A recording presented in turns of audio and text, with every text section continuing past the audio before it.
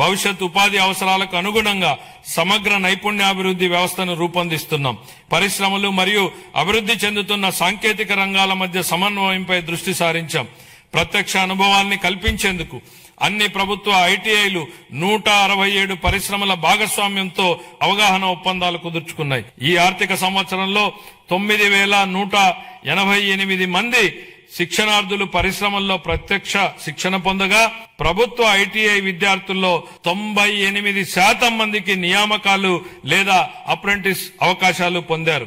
June 24 నుండి మా ప్రభుత్వం విద్యారంగంలో సమగ్ర ఫలితాలపై దృష్టి కేంద్రీకరించిన సంస్కరణలను ప్రారంభించింది.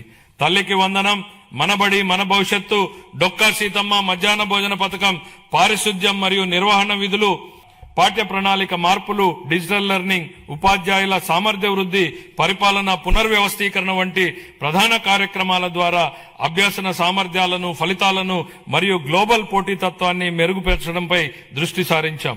పాఠశాల విద్యాశాఖకు 32,308 కోట్ల రూపాయలు, అందులో ప్రజా పాఠశాలల మౌలిక వసతుల సమగ్రాభివృద్ధికి 1,500 కోట్లు, ఉన్నత విద్యాశాఖకు 2,567 కోట్లు, నైపుణ్యాభివృద్ధి మరియు శిక్షణ శాఖకు 1,232 కోట్లు.